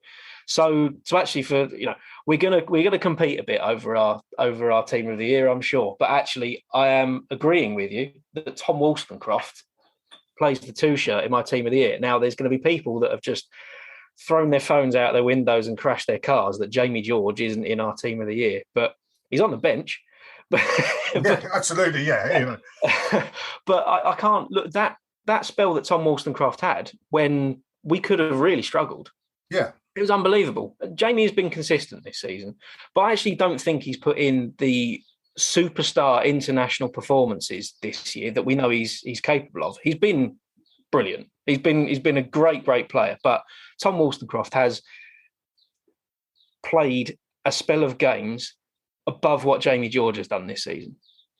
I think that's a fact. And like you say, he scored tries for fun at one point as well. So Tom Wollstonecroft is in there. For me, team of the year, Mako has still done enough this year consistently across 25, 26 games that he played to be my starting loose head. So we do disagree on the prop, but same as I'd have Ironi Murray on the bench every day of the week, and he's going to play a big part next season as well, definitely. Absolutely, especially with Baz now on his way to France. Yeah, he's going to be important. And we didn't mention him. He's off on international duty as well this year as well. He was the one we missed out there. But we move over to tight head, and there is only really one choice there, and that is Mr. Incredible, Vincent Koch. Now, Vinny, very early on in the season, the news came out that he was off to Wasps. And fair dues, salary caps, blah. He has a value. The club couldn't meet that value. Wasps could, although maybe they can't anymore. Well, that remains to be seen.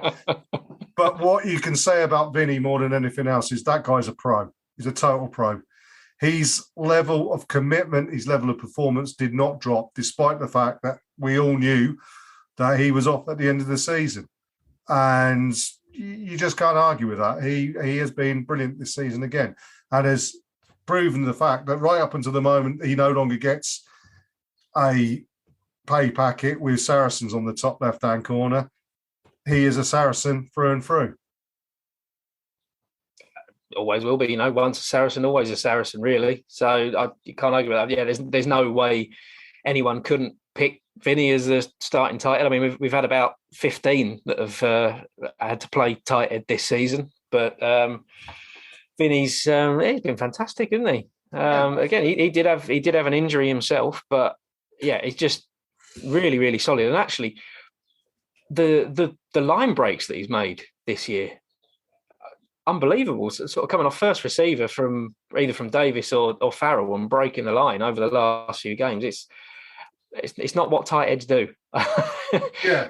Hand in your prop card, mate. But he's been fantastic, and I think you always have to lose a big name player occasionally, and players retire and players. And I think this is bold. I think we're going to miss Vinny just as much, if not more, than we miss Brad Barrett. Yeah, he's that level of player for me. Absolutely. And you look at the tight heads we've got in the club, and this is no disrespect to those tight heads.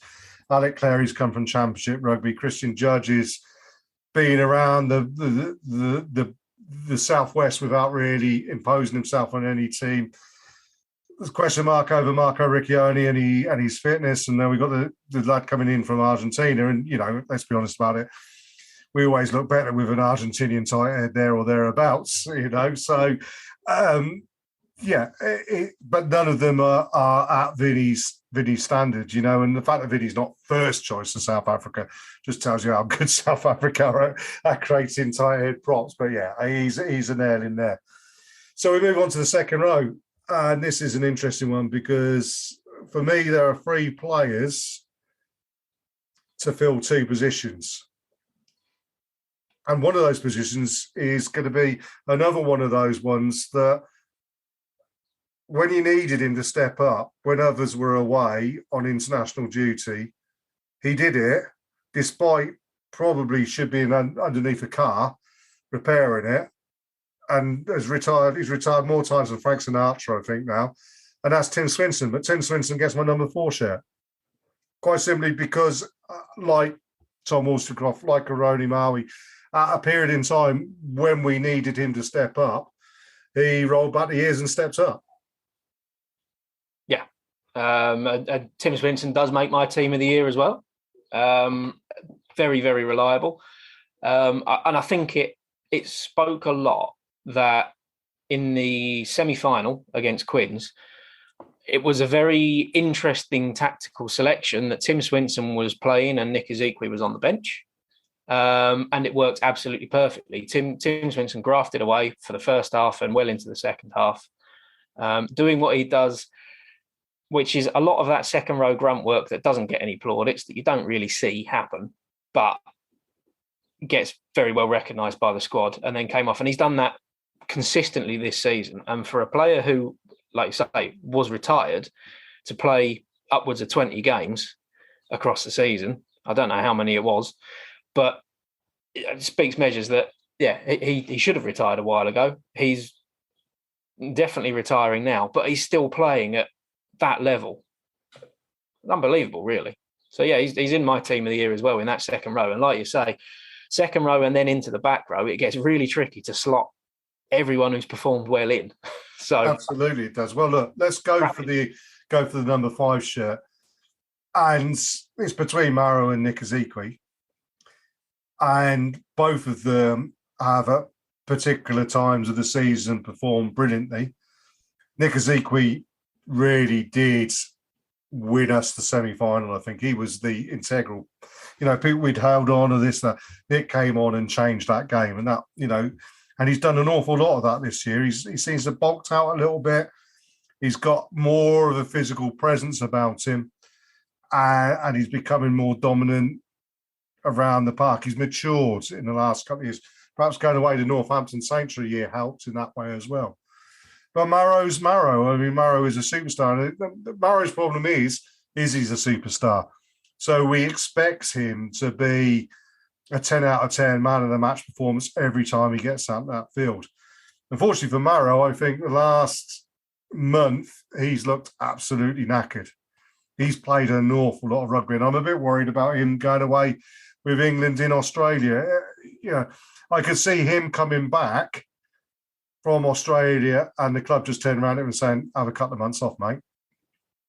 And it will do him the world of good, because he needs some time away from rugby. I think he's been the poster boy, and other players, like Brodie Retallick has done it in New Zealand, hasn't he? He's gone away and gone into a little bit of a Japanese kind of like backwater almost, and taken that opportunity to recharge and reset.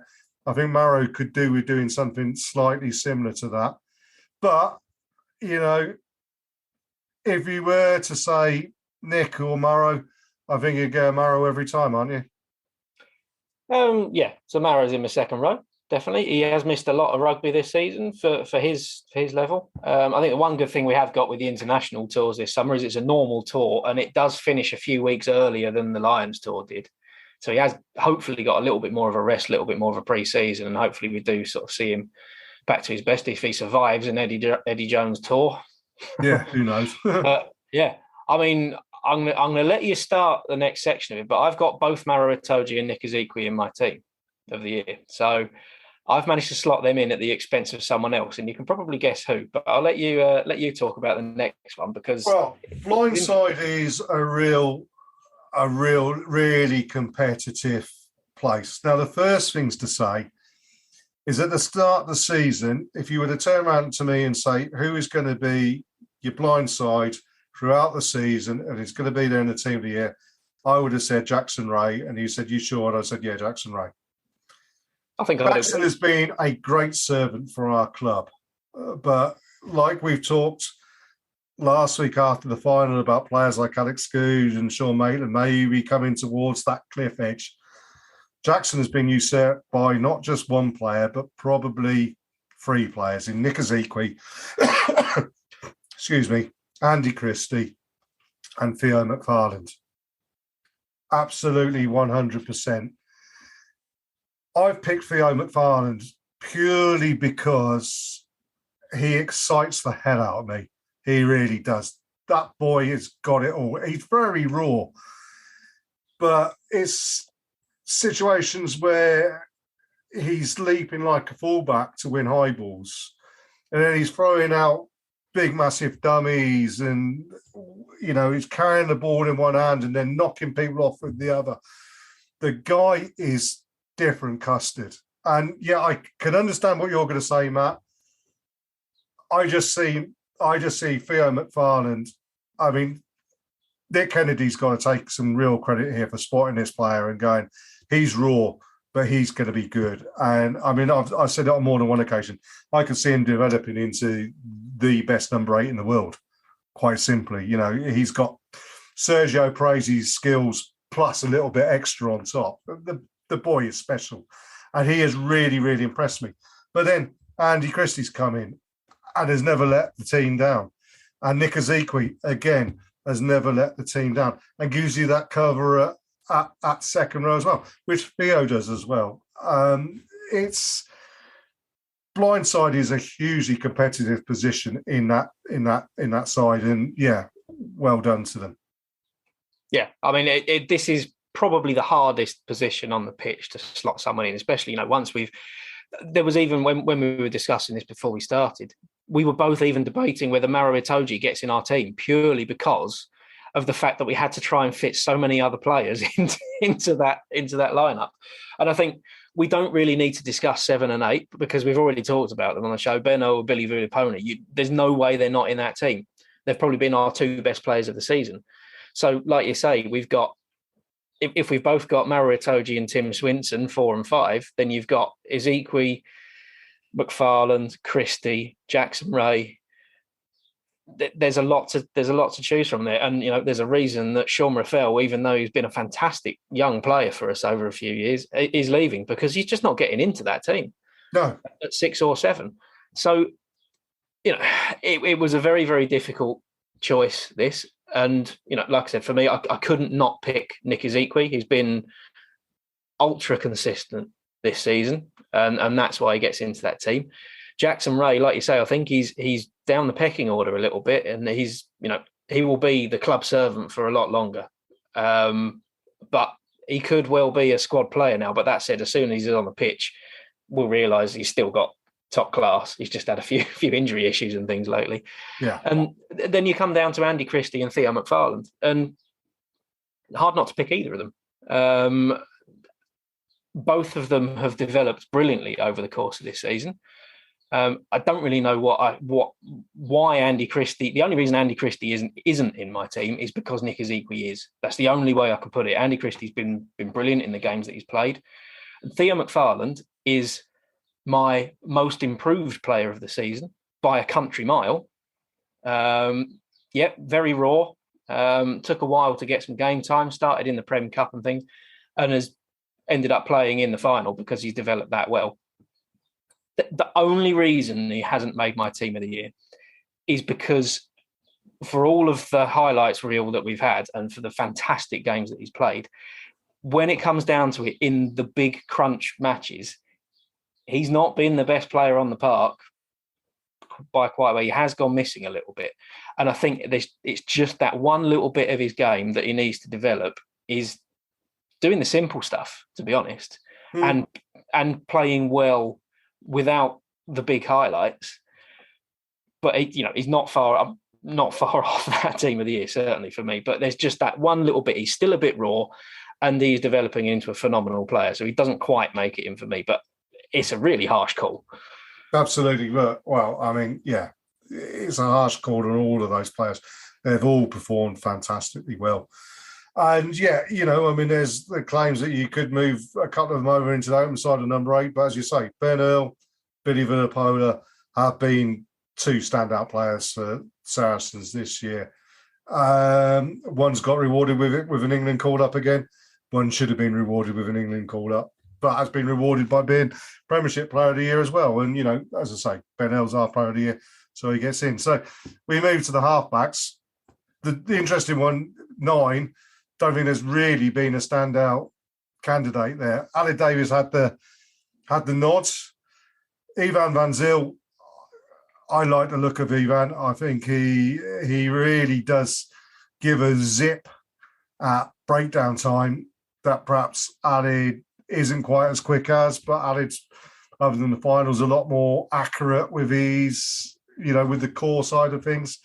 And Ruben hasn't really had a great deal of chance to impose himself on the team. So really it's between Ivan and Ali, and Ali really does get the nod, but it's not been a classic. We do still miss the likes of Richard Wigglesworth, who proved that again, despite being 912 on last Saturday. Yeah, I mean, it's hard again. It's hard to look back, but given that we lost the final in the way that we did, it is hard to look back on the season. But Ali Davis this year has had some very good games for us. And he's someone, when he came into the club, I mean, he's almost been a long-running feature of the Fezcast. We've talked about Ali Davis's game a lot because it's gone up and down. He came in, started slowly. Then over the course of the championship season, you really saw how he developed into the Saracens way. And he then continued that at the start of this season. And then I think there's been a little bit of a wobble towards the end of the season. But I think, over the course of the year, he has been a good 9 for us. And yes, we miss Richard Wigglesworth. We miss Neil de Kock. We miss Ben Spencer. We were lucky to have that level at scrum half. But I don't think Ali Davis has had a bad season. I think he's had an okay season. And I think there will be things that he will be working on in pre-season. And I think even Van Zyl will look at getting more game time. But I do like how we've used him this year in that last half an hour of a match when things are starting to tie down a little bit, because he is really zippy. The ball comes out of that ruck quick enough that I can actually see the breakdown even happen. Yeah.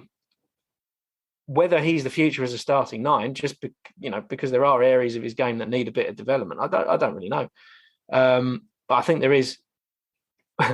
Okay, we go back to the contract side of things. All 3 of those scrum halves are out of contract in the summer, and I think it's a case of picking 2, just because of salary caps reducing and things. So I think they've given themselves as much chance as possible to have a look at that. And Ruben De Haas is probably one of them, just because he's got 5 years on both Davis and Van Zyl. So there's an element of competition in there for next year. But yeah, certainly this year, Ali Davis, at the end of the day, he's played every game pretty much, started every match. So it's hard not to pick him in your team of the year, just purely because he's been that starting 9 for the year. Mark McCall trusts him, so why shouldn't we? Absolutely. Well, talking to people that Mark McCall trusts, at 10, there is only one player at 10, and he hasn't played the entire season. But when he has played, he's been, again, different custard, and that's the skipper. Faz is, let's be honest about it, if he wasn't called Farrell and he wasn't playing for Saracens, there would be an awful lot of people saying he's the greatest 10 around. And he is, for me. He is the best player in the world, and he's the best 10 I've seen since Dan Carter. You can keep your Johnny Sextons, you can keep your Dan Biggers, you can keep your Bowden Barretts, your Enzo Max, whatever. If I'm picking a team to play for my life in a World 15 against Martians 15 or whoever it is, Owen Farrell is my 10 and he is my captain. And I didn't say that at the start of the season about captaincy because I don't like having 10s at captain. But, you know, he is black and red bloods. He's got Saracen through him like a stick of Brighton Rock. And that boy is nails. Simple as. Yeah.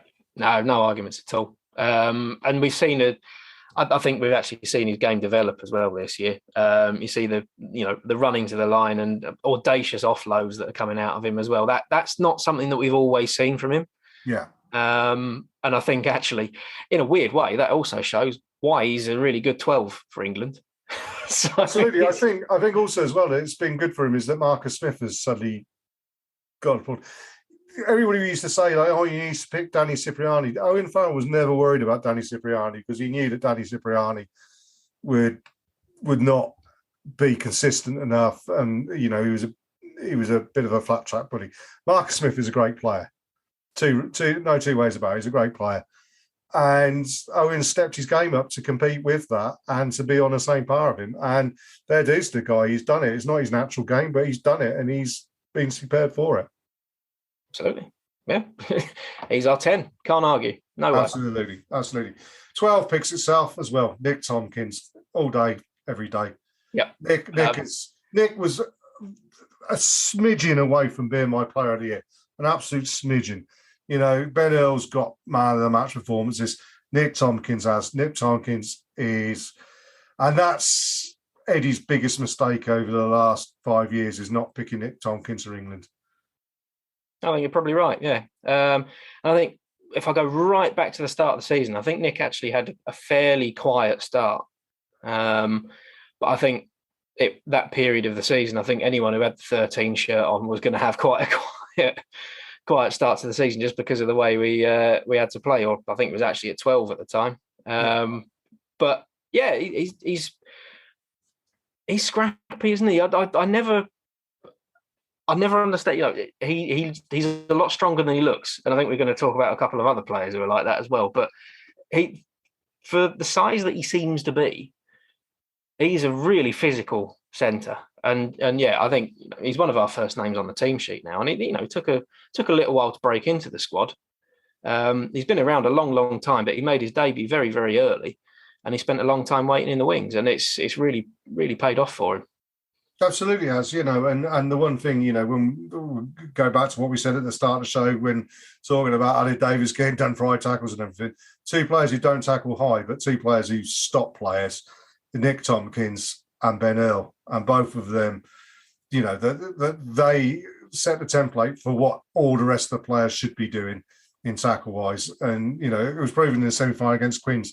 Andre Esterhausen thought he was going to run over Owen Farrell, which he may well have done if he'd been able to get to Owen Farrell. But he was hit from the left by Ben Earl and he was hit from the right by Nick Tompkins. And they took his legs away. And that's how you stop a big boy. And so, yeah, you know, fair dues. We move out to 13, which is where things start to become a little bit more complicated. 3 players probably in the lineup for it. Duncan Taylor, Don Morris, Alex Lozowski. Well, I think Alex gets the nod, but not because he was a particularly brilliant outside centre, although he did it. But at the start of the season, when Owen was out, that game against Bristol, and we're going to talk about individual performance of the year in a bit as well, quickly, but Alex would have been close to that for that game against Bristol, where he would, you know, the first game, he gone down to the team that should have won the championship the year before, and we dogged a result out, and it was down to Alex Lozowski that day. Yeah. That was one of the performances of the season. And you look at, you know, not only that game that he, you know, the couple of games that he played at fly half, obviously we had a fair portion of the season where either Alex Good or Manu Vunipola were playing fly half and Lozowski was at 13. He was still putting in, you know, match-winning performances from there, taking a lot of the kicks as well. But there was a side to his game that we don't actually see when Owen Farrell's playing, which is quite a weird thing to say. But right back at the start of the season, we talk about Lozowski. He went off on loan when we went down to the Championship, and I think we thought he was one of the few players that we could afford to lose. But he came back from Montpellier a fantastic player. And we saw a lot of that at the start of the season. And then into January, February as well. I think, to be honest, he did tail off towards the end of the season. And now Elliot Daly ended up in the team ahead of him, which, on paper seems fair enough. And it's interesting, neither of us are really mentioning Daly in our team of the year, but he hasn't actually played a huge amount of rugby this year. So I think it's fair enough. So yeah, you've got to credit the performances that Lozowski put in over the course of most of the season, particularly before Owen Farrell came back in. And he has ended the season as our highest point scorer. Yeah. Scored. It's interesting what I say about Elliot Daly. I do think that Elliot's foul looked more comfortable in the 13 shirt than anywhere else where he could potentially be playing. But, he has also appeared on the wing and he has also appeared at fullback. So, again, this is Elliot's problem, isn't it? He's a jack of all trades and gets tarred with that brush. But, I think Alex deserves that 13 spot. Well, one winger picks itself. You can't go against the lad who scored more tries than anybody else in the league, including 2 4-try games. Max Malins gets one of the wingers' berths. No problem there at all. The interesting thing is the other winger's berth, and I'm going to throw out a name who I think, again, has been there or thereabouts, has been bubbling under, waiting for his chance patiently. But when he's come in, he's looked pretty much on the ball, and that's Rotimi Shegan. I think Rotimi's done a great job this year when he's been called upon. Sean Maitland, you know what Sean Maitland's going to give you. Alex Lewington, again, a player unlucky with injuries this year, I think, but, he'll give you what he wants. Ben Harris has had a couple of good moments when he's come in, particularly having his head taken off in Brive Lagar. But Rotimi Shegan, particularly for a small guy under the high ball, he's been imperious this year. Yeah, no, I mean that is definitely fair enough. The one argument against Max Malins that I have seen someone make is that he scored tries when he didn't really need to score tries, and I do take that point. Those 2 4-try games, we were well ahead, but that's because he scored 4 tries. That's why we were so far ahead. Yeah. But he is another one that the big matches this season, we haven't necessarily seen him at his absolute best. So that is, the minor criticism. I actually think possibly I'd rather see him at 15 in the longer term future. But Max Malins is in my team of the year. And then, the exact debate that I think we've both had is that you can pick out of Lewington, Shegan and Maitland, all for different reasons worthy of being in that team of the year. And I've actually, as good as Shegan has been when we've seen him, I think he is another person that I think could quite easily be one of the first names on our team sheet for team of the year next year. I think I've just about been a little bit boring and have put Sean Maitland in mine just because of how reliable he's been defensively for us. I think it does go quite unnoticed. And myself and my dad, we sit in the South Stand at a game, and it's a running joke with us about Sean Maitland being the slowest winger in the world. And you don't see him do much in attack, but he's always there defensively. He's always there with that cover tackle. He's always there under the high ball. And he's also always there knocking back a box kick and helping us retain possession. And he's doing that despite being someone that could have hung up his boots by now as well. So I think, we could have picked all 4 different wingers and all been quite happy, really. But I've gone Sean Maitland. You've gone Rotimi Shegan. Neither of us have picked Alex Lewington, which some people would probably scoff at as well. But it just shows the strength and depth that we've had there. Absolutely. Well, and again, I don't think either would let the side down and haven't let the side down when they do it. Move to fullback, and really it is Goody. He's your fullback. He stepped up, played an awful lot of fly half this year as well.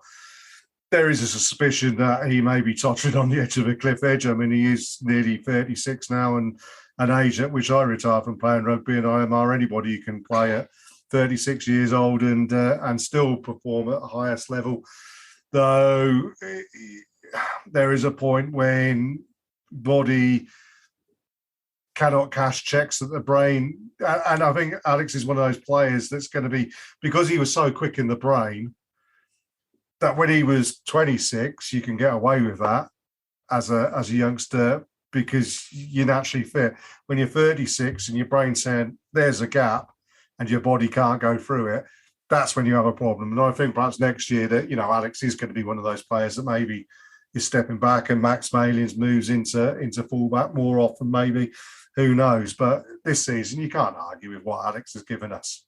No, he's been fantastic. And yeah, to be honest, I think he's still possibly even this season he showed why he's ended up as a much better fullback than fly half. Actually, I think there's a few games he had at fly half where he was slightly off the radar a little bit. But again, being quite harsh. But yeah, he's been a fantastic 15. I agree with you that his game time is going to be managed as he's, the wrong side of 30 by a fair way. And it would be interesting to see who he shares that 15 shirt with, because Elliot Obatiyumbo is moving on. Which is a huge shame. I'm really upset about that. Yeah, I think there's a lot of mistakes in him. I don't think he's developed as much as we'd have hoped. There was a lot of trust put in him in the season in the Championship, but I don't feel that he's taken the opportunities this year.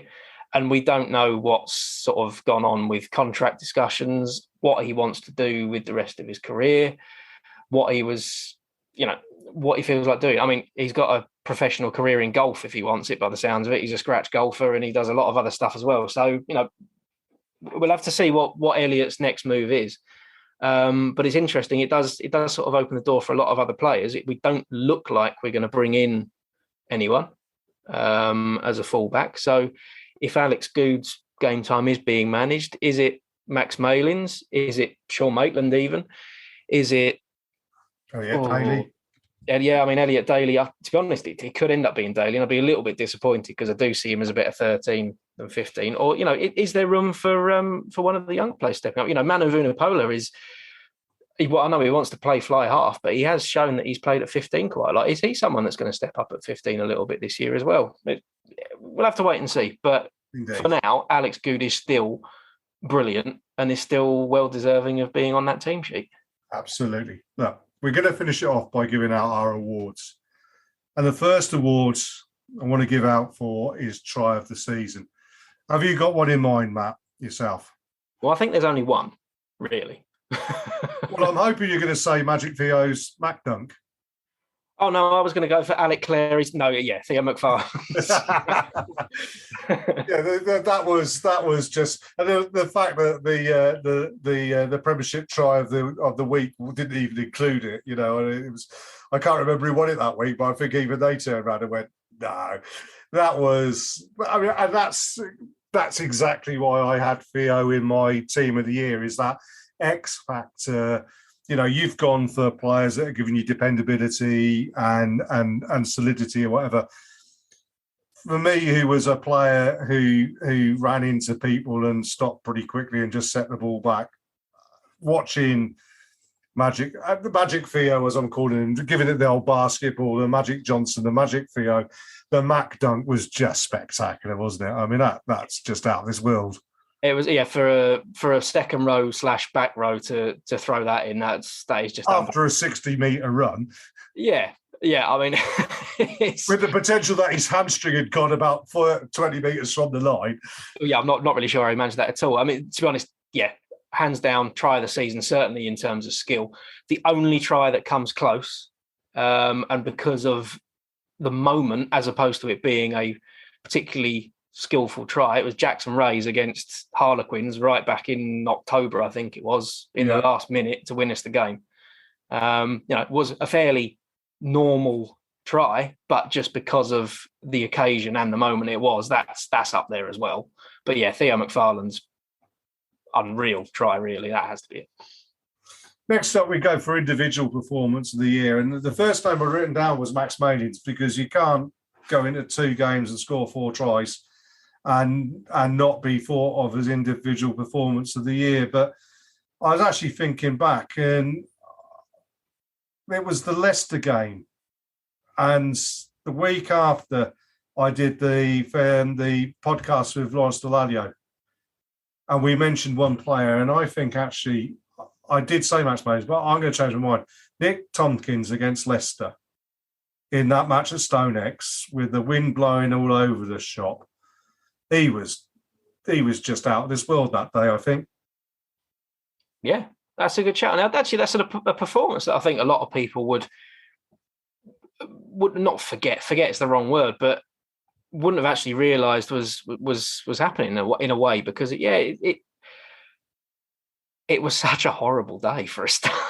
Well, it goes back to what I said about Marley Packer and Poppy Cleal and alluding to Richard Hill. And, I'll say it again, Richard is the greatest player to have ever played the game of rugby. Richie McCaw goes to bed wearing Richard Hill pyjamas. I've always said this. And what Richard Hill did better than anybody else was the nefarious, the dirty, the nasty, the gnarly, the donkey work, that allowed Neil Back and Lawrence Deladio to look so amazingly good, scoring tries left, right, and centre. Every team needs that workhorse. And Nick Tompkins, okay, he's not back row, he's centre, but he does that. Every time he hits contact, he makes yards. Every time he initiates contact, he takes players back yards. He wins turnovers. He makes space. He runs intelligently. And that Leicester match was that 100%. Anybody can play lovely, expansive rugby on nice grounds in sunny weather and score tries left, right, and centre. It takes a real talent to shine in mud and wind and rain and squally sleet or whatever. And Nick Tompkins did that for me that day. Yeah, I think that's fair enough. I think the other performance, again, it is another recent one, but Owen Farrell's in the semi-final against Harlequins, I think, was absolutely outstanding. Yeah, considering he was being beaten up half the time, yeah. Yeah. Punch aside.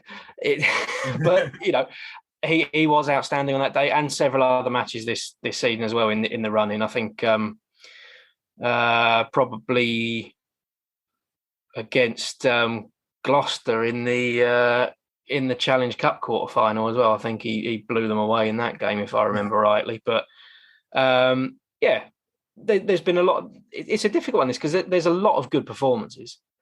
So I find it really hard to single something out. And I think you can even go all the way back into Slavosky against Bristol at the start of the season. Yeah, exactly. So there's performances that have bookended the season and that have defined little runs of games that we've gone on even. So hard one to give out for me. So I'm going to defer straight to you. And it sounds like, that Nick Tompkins performance against Leicester is a pretty fair shout to me. Well, I think that's the important thing to say is that we're giving that out, although we know that Saracens, if nothing else, it's a team effort. And Nick Tompkins would be the first person, as Owen Farrell would be, as Maro Itoje would be, as all of the guys would say, without the team around them, they aren't able to put those performances in. They put those performances in because of the team. But yeah, Nick Tompkins for me, brilliant. We've said the player of the year, Ben Earl. We do need to just give one last award, which is for, I've called it breakout player. We might call it most improved. You've mentioned Theo McFarland.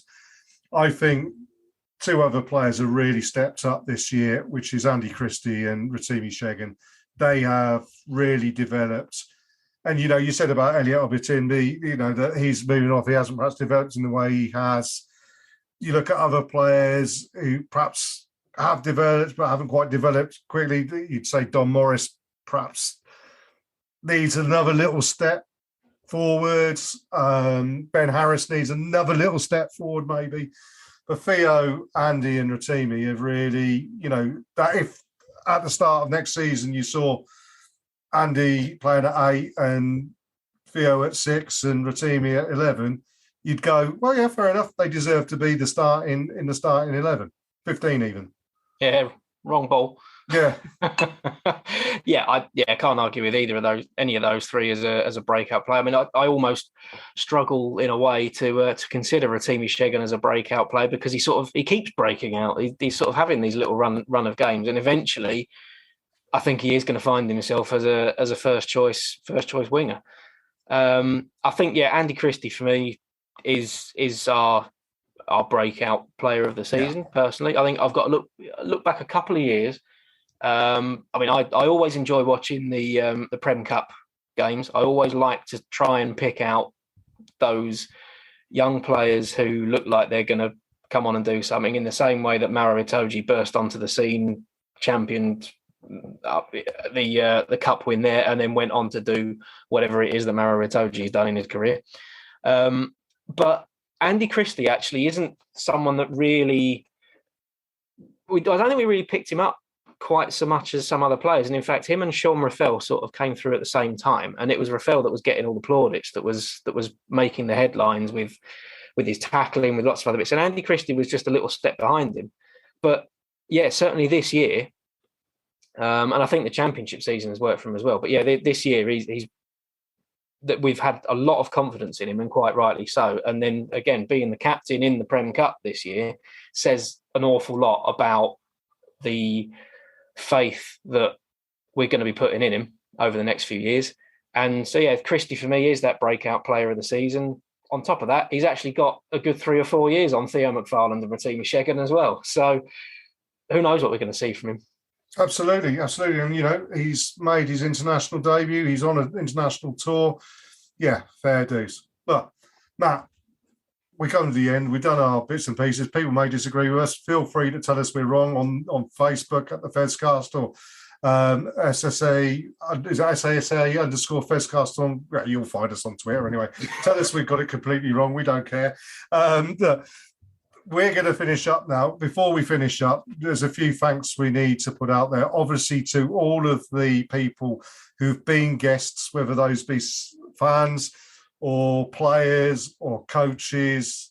Kelly's been on, Marley, Andy Christie's been on, Don Morris, all the guys who've been there. Also, Ollie from Saracen's office, who's been invaluable in getting us that support, and those players to give up their time and to speak to us. We know that they're really busy, and that we're a small cog in a very large machine. So we feel absolutely honoured that they allow us to do that and everything like that. But also, obviously, we need to say thank you to all of you who've listened in. I think we're not far off of 5,000 downloads for this year, are we, Matt? Something like that. Yeah, I should have checked today, really, shouldn't I? But we're doing all right. I mean, for a club that is perceived to be not particularly well supported, we don't do too badly. If 5,000 people have listened to us over the course of this year, it's a big step up for us as well from our first year. Looking forward to where we can go with it. And everyone that's listening in, you don't want to be listening to us two all the time. So just get in touch with us and get involved, because we need more people to make it a lot of fun. And you never know, if we get more people involved, we might be able to do it more than once every 2 weeks as well. So it's been quite good fun doing it weekly, or even twice weekly, but it does take an awful lot of work to do it for just two of us. We have to do it around our work. I'm lucky I've got a very understanding boss who doesn't mind me taking lunch breaks at 10:15 in the morning so I can interview Barney Packer. But look, it's been a fantastic season. We've enjoyed ourselves. We've enjoyed talking to you guys. We're going to be back probably end of August, aren't we? Just before the first games kick off in September. We'll have a reaction to how badly Eddie Jones coaches England. I'm sorry, no. Our New Year's resolution. I'm going to be really disappointed when he does finally bugger off, aren't I? Yeah. Well, look, so if you're listening to this, unless you're listening to it at 6 o'clock on Tuesday morning, you probably had the draw for Champions Cup rugby. So we've already, done what we normally do and timed our podcasts really badly to have some news come out just after we release it. So there's that coming up. In the middle of July, you get the fixtures up for the league, and the league season, I think, starts the 10th of September. So we've got a few pre-season fixtures before that. So I think it's right for us to have a bit of a summer break. But we'll be back end of August, start of September-ish, and we'll let you all know on social media and things when that's going ahead. But there's loads to look forward to as well. There's the Women's World Cup. There's all sorts going on. So we've got plenty to sink our teeth into next year. And who knows where we go.